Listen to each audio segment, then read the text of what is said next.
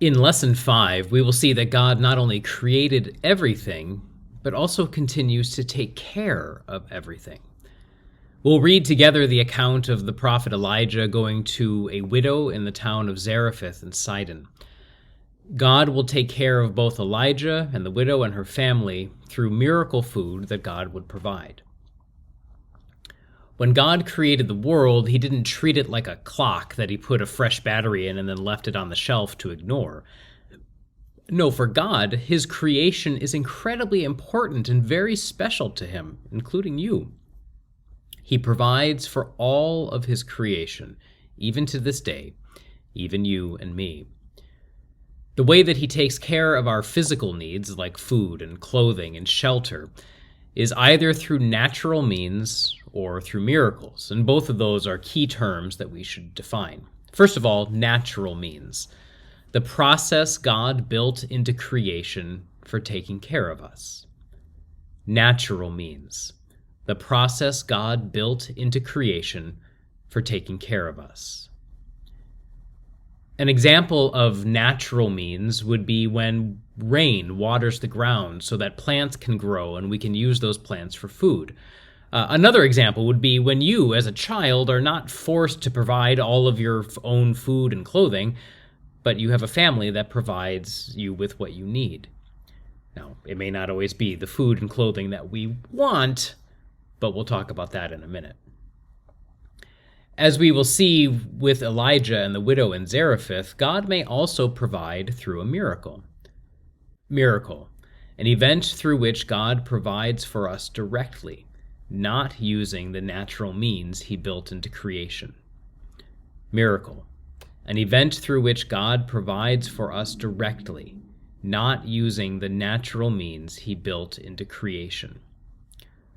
A miracle is anything that God does to take care of someone in a way that is different from how things normally work.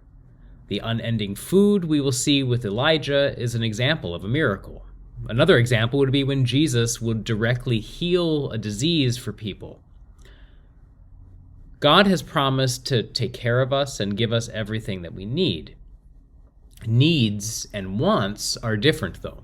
We may want fancy clothes, but God may choose to provide us with more basic clothing. In that example, you still have clothing to cover you and keep you warm, even if it's not exactly what you would hope to have.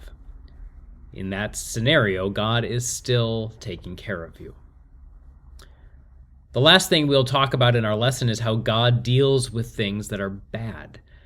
We'll see that God essentially deals with bad things in our lives in 3 ways. First, he may rescue us from those bad things. For example, if someone is threatening to hurt you at school and a teacher comes in and takes that person away, God used that teacher to rescue you from that bad situation. Secondly, God promises to work good from bad things. So if we go back to the bully at school example, maybe that mean classmate does hit you or say something unkind to you. But maybe from that, God would work good. For example, maybe someone you don't know heard what that mean classmate said and did and came to check on you and talk to you because of that bad thing. And so because that terrible thing happened to you, you gained a new friend that you didn't have before. Good from something bad.